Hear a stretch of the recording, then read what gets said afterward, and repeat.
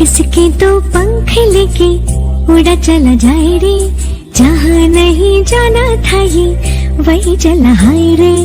उम्र का ये ताना बाना समझ न पाए रे, जुबां पे जो मोह माया नमक लगाए रे, के देखे न भाले न जाने न दाए रे, दिशाहारा केमन बोका মনটা।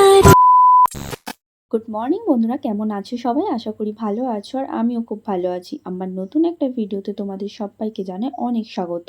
আমাদের এদিকে না বেশ কয়েকদিন ধরে টানা বৃষ্টি হচ্ছে।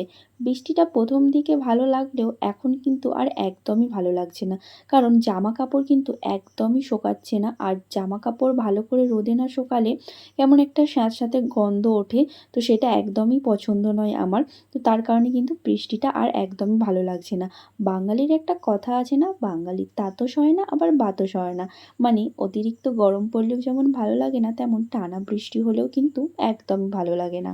তো আজকেও কিন্তু ভোর রাত থেকে আমাদের দিকটায় বৃষ্টি হচ্ছিল, বেশ ভালোই বৃষ্টি হচ্ছিল। তার কারণে কিন্তু সকালে ঘুম থেকে উঠতে একটু দেরি হয়ে গেছে, ওই 7টার মতো বেজে গেছে।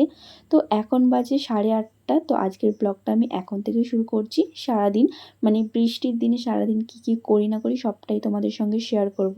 তো আজকে হচ্ছে শনিবার, আর আজকে না আমাদের ঘরেতে পুজো আছে, শ্রাবণ মাসের মনসা পুজো আছে।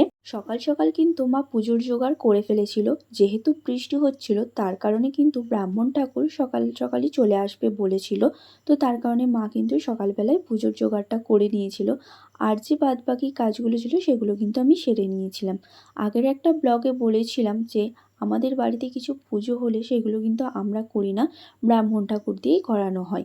তো সমস্ত কাজ সেরে কিন্তু ফ্রেশ ট্রেশ হয়ে চলে এসেছিলাম রুমে। আর কাল রাতে কিছু আমন্ড বাদাম ভিজিয়ে রেখেছিলাম, সেইগুলোই কিন্তু জানলার ধারে বসে বসে খাচ্ছিলাম। তো বসে বসে খাচ্ছিলাম, আর বরমশাইয়ের কথা না খুব মনে পড়ছিল। আর বরমশাইয়ের কথা যখনই মনে আসে তখন কিন্তু আপসেই চোখের কোণে জল চলে আসে, কেন জানি না। তো বরমশাইকে তো কাজে তো পাঠাতেই হবে। কিছুদিন আগে একটা মিনি ব্লগে তোমাদেরকে শেয়ার করেছিলাম যে বরমশাই 1 মাস আগে কিছু ড্রাই ফ্রুটস এনে দিয়েছিল। তো সেগুলো কিছুটা খেয়েছিলাম, আর কিছুটা কিন্তু মানে অল্প খেয়েছিলাম, আর বেশিরভাগটাই কিন্তু ছিল। তো যেহেতু বয়ামেতেও রাখা হয়নি তার কারণে কিন্তু সেঁতিয়ে গিয়েছিল। তো সেদিনের মিনি ব্লগে কিন্তু দেখিয়েছিলাম যে ড্রাই ফ্রুটসগুলো আমি রোদে দিয়েছিলাম। তো তারপর থেকে না আমাদের এদিকে ভালো করে রোদই ওঠেনি। তো বেশ কিছুদিন আগে মানে একটু রোদ উঠছিল আবার বৃষ্টি হচ্ছিল, কিন্তু এই 2-4 দিন হলো একবারে টানা বৃষ্টি হয়ে যাচ্ছে। তার কারণে কিন্তু ড্রাই ফ্রুটসগুলোর মধ্যে পিঁপড়ে জমে গিয়েছিল। যেহেতু কাজু ছিল, কিশমিশ ছিল, ওই জন্য কিন্তু আরও বেশি করে পিঁপড়ে ধরে গিয়েছিল।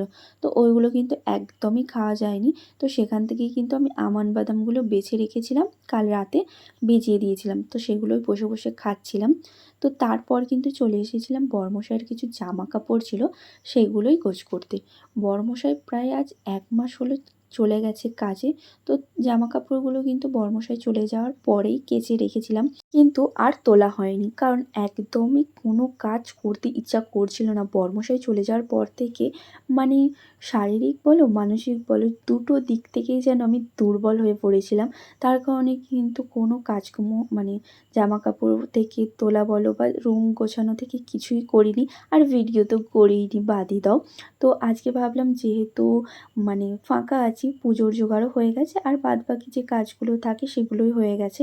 আর আজকে দুপুরে যেহেতু রান্না হবে শুকনো খাবার মানে রুটি আর ঘুগনি, তার কারণে অনেকটা টাইম ছিল, ওই জন্য কিন্তু জামা কাপড়গুলো গোছ করে নিচ্ছিলাম।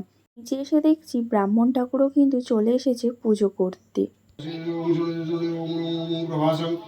विषयाकालिभवन्तियम् ॐ खड्वं श्रुतिवचनवदनं लुब्धं मधुपगरुडगण्डस्फुरं दन्ताघातविदितारिशुभाकरं वन्दे सरस्वताशुतमधुरमनसावि नमः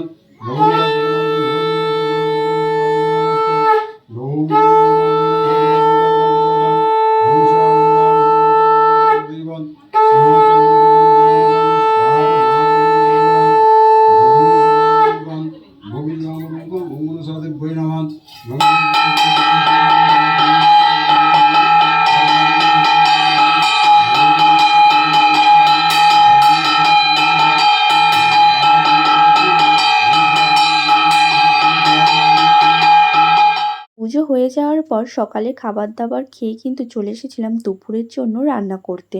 তো এদিকে কিন্তু আমার মশলাটা কষানো হয়ে গেছে ঘুগনির জন্য। আর তারপর কিন্তু আগে থেকে সেদ্ধ করা আলু আর মটরটা দিয়ে দেবো। তো এবার তোমাদেরকে বলি যে কেন আমি এতদিন ঘর গোছাইনি আর এখনই বা কেন গোছাচ্ছি। আসলে কালকে যাব মায়েদের বাড়ি। তো তার কারণে কিন্তু রুমটাকে একটু যাওয়ার আগে গুছিয়ে রেখে দিচ্ছি, কারণ মায়েদের বাড়ি থেকে আসার পর কিন্তু একদমই ইচ্ছা করবে না, কারণ মায়েদের বাড়ি থেকে চলে আসার পরই কিন্তু একটু মনটা খারাপ হয়ে যায়। আর মায়েদের বাড়ি থেকে আসার পরে কিন্তু এমনিতেও অনেক জামা কাপড় থাকে ধোয়া কাচা করার জন্য। তো ওই জন্য এত কাজ একসঙ্গে করতে পারবো না। তো তাই জন্য কিছুটা কাজ এগিয়ে দিয়ে যাচ্ছি আর রুমটাকে ভালো করে গোছ করে দিয়ে যাচ্ছি। তো তারপর কিন্তু দুপুরবেলা খাওয়া দাওয়া করে নিয়েছিলাম। দুপুরবেলার খাবারের মধ্যে নিয়েছিলাম ঘুগনি, দুটো পরোটা আর খানিকটা মুড়ি নিয়েছিলাম, কারণ পরোটা যেহেতু খাচ্ছি দুপুরে অ্যাসিড করে যেতে পারে, তার জন্য কিন্তু 4টে মুড়িও নিয়ে চলে এসেছিলাম। তারপর কিন্তু খাওয়া দাওয়া করে ঘুমিয়ে গিয়েছিলাম, আর কোনো ভিডিও করিনি, কারণ শ্বশুরবাড়িতে এমনিতেও আমার তেমন কোনো কাজ নেই আর দেখানোর মতোও কিছু নেই। তো তারপর কিন্তু একবার সন্ধেবেলা চলে এসেছিলাম আলতা পরতে, যেহেতু বাড়িতে পুজো ছিল আর সকালে না পড়া হয়নি, তো মনে ছিল না। তো তারপর সন্ধ্যেবেলা বসেছিলাম, ভাবলাম কি করি কি করি, হঠাৎ চোখ গেল পায়ের দিকে। তো ভাবলাম আলতা পরিয়ে নিই, যেহেতু আজকে পুজো ছিল, তো ওই জন্যই কিন্তু এখন আলতাটা পরে নিচ্ছি।